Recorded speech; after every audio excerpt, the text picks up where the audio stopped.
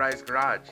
Today we're going to be working on this Ford F-250. This is a 300 straight 6. What we're going to be doing is I'm going to show you how to diagnose a leak. I'm not sure if I have one. We're also going to change these vacuum lines, all these wonderful color-coded vacuum lines right there. And I'm also going to show you the routing pattern. This has been a huge request from some of the people who follow me, and I keep promising that I'll do it, and I have not done it until now, baby. So I'm going to do it. Alright, so what we're going to do is we're going to make this a two-part video. The first video is going to be on what we're going to replace these lines with and how, because these lines here are old, brittle, and I have yet to find a vendor that produces these. I'm not sure if you can tell from the video, but these are plastic. They're a hard plastic. They're not a soft polyflow tubing, and that's what we're going to be changing them to. These are also molded, so they come over here, route around the carburetor, and some go into the carburetor, some go over this direction. So we're going to show you how I'm going to do this. We're also going to put in this video how to diagnose a leak. So that's what we're going to do in the first video. The second video will be all replacement and routing of the vacuum lines. So one unique thing about my truck is this is from California. So I have a little smog deal right here, so I'm going to have lines that go to that. So you may or may not have this, and in that case I think you would only require a 3-ported system, but I have never traced these lines ever at all because they're such a pain in the ass or the way they're routed. So I've never done that, but we'll see. As you can see, you have one vacuum line that goes right here, but you may be able to get away with not having to use a 4-ported vacuum switch, which is a little cheaper. Alright, so first things first. This is a fog machine. My buddy made this. You can find his videos at Dragon Helm on YouTube. Dragon Helm, I'll put that right here so you can see it. There you go, Dragon Helm. And I'm not going to cover how to make this thing because I did not make it, and I'm not going to steal his thunder, but this is a pretty cool machine. There are several different ways you can make smoke to put through your lines to find out, such as, believe it or not, a cigarette or a vape or a fog machine, or they make legit machines, but anything will work that produces smoke. So this is how we're going to do it, and we'll go over that in minor detail. And I would suggest get on Dragon Helm's website and tell him to make these things because they're pretty cool. So go to his YouTube page. Here we have some vegetable glycerin. I just bought this over at Walmart. Vegetable glycerin, and this has a low boiling point, or a low flammable point is what I mean, versus some of your other oils. So we're choosing to use this. I bought a few bottles of this, and we're going to fill it up, and that will produce the smoke. Once this heats up, it creates a vapor out of this, and then sends smoke through your lines. That's how we can identify where our leaks are from. The next thing I want to show you is these connectors. Now, I had a hell of a time trying to find all these on eBay mostly. I think I bought some on Amazon, but mostly eBay. So here is a straight line, and so what I'm having to do is I'm having to compensate for all the little different connectors and stuff because I don't have those molded tubes, those molded plastic vacuum lines, so I'm having to come up with my own design, and I hope this works. It should.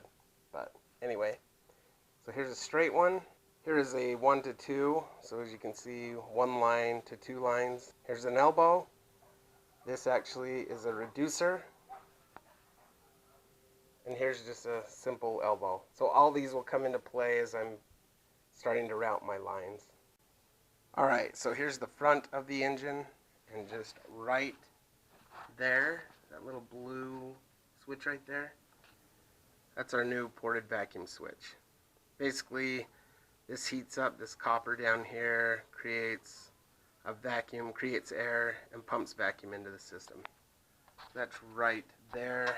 As you can see, there's a little rubber sleeve right here that comes off the 4-port vacuum switch. Again, some of these have 3, some of them have 4, mine has 4. But right here you can see there's a 2-to-1 vacuum line right here. So that's where some of those connectors will come into play. But we're going to switch this out just because that's original and we want new vacuum lines. Alright, so here's the part number, E929 Ford ported vacuum switch. These are a pain in the ass to find, by the way, and they are pretty expensive. I was able to get a pretty good deal on this, but these are, believe it or not, around $100 or so. Somewhere around there, if I remember right, for the 4-port.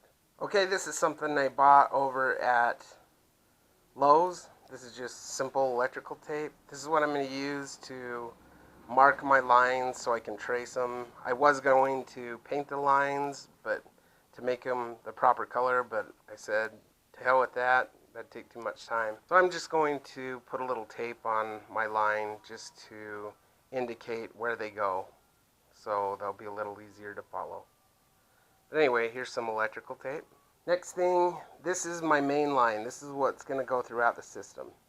I believe this is 100 feet of 2.5 millimeter. If you can see it, it's kind of hard to read, but it's 2.5 inner diameter and 4.0 outer diameter.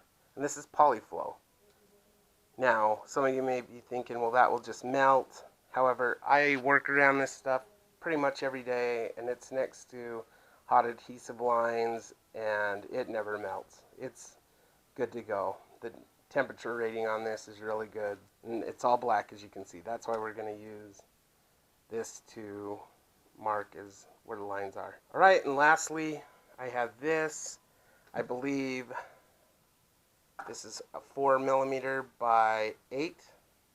So 4 millimeter inner diameter by 8 millimeter outer diameter. I believe that's what it is. And we're going to use both of these tubes right here for some of our stuff. So just to show you, this is all of our 2.5 inner, 4.0 outer diameter tubing right here. And then some of our other tubing will be right here, as you can see. And there's some that go into the carb, and we'll see that in a minute when we take our carb off. But first things first, let's go ahead and we're going to hook up our little fog machine, and we're going to hook that up to the brake booster, which is right there. And as you can see, there's a line. There's right here, connects to the brake booster. We're going to turn that on, and we're going to pump some smoke into our system. Hey, can you hear me? Hello? Hey, this is inside the can here. As you can see, there's some wire wrapped around that deal right there.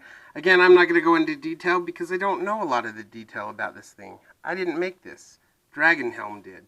So again, contact Dragon Helm. Yes, this is an infomercial for Dragon Helm. And if any of you guys have ever followed any one of my videos ever on YouTube, you owe it to Dragon Helm. He's the one who inspired me to make a video. I would have never made one single video and put it on YouTube, but he said, hey man, since you're gonna be doing this, you may as well make a video. That way others can learn from it, or at least learn from your mistakes. That's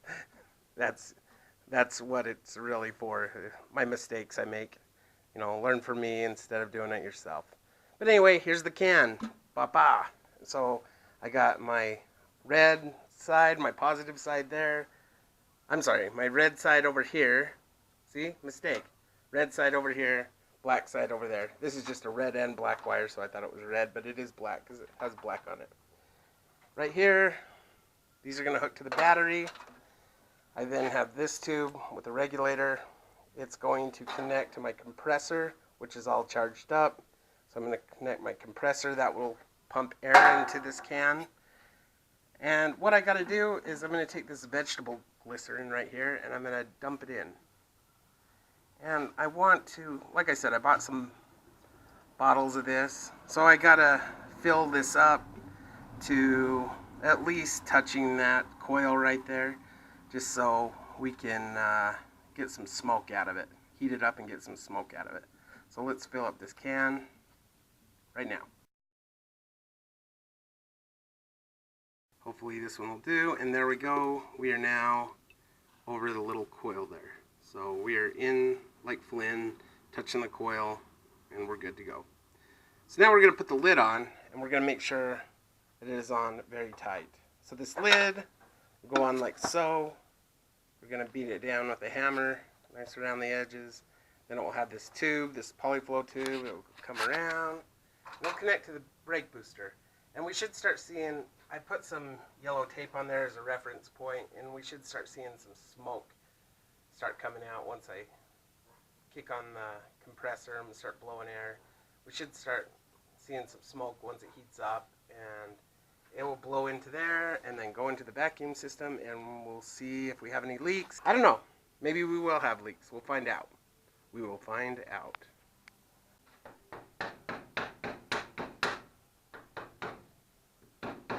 Okay, lid is secure.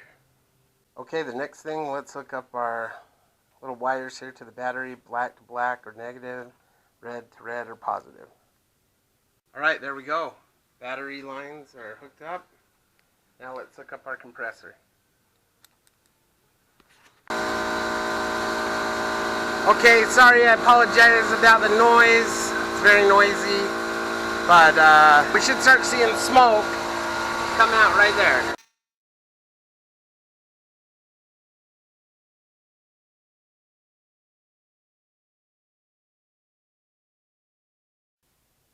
Okay, so that didn't work out the way I thought. It was too small of a smoke cloud. It wasn't as white as I thought. So it was hard to get visually on this camera. So I apologize, but I'm showing you there's the smoke right there. It was really hard to see, unfortunately. So I apologize, but I traced the lines. I couldn't see any leaks, but that being said, again, I make mistakes all the time. Maybe vegetable glycerin wasn't the best, so if you have suggestions, throw it down there. I have tried mineral oil as well. That was about the same results, but I was hoping this would smoke a little more. It works, don't get me wrong, it works. It's just not as cloudy as I thought. But again, there are other methods, and I am not going to stand here and say that that's the only method. So choose what you want, and we'll move on. Anyway, that's how you detect a vacuum line leak.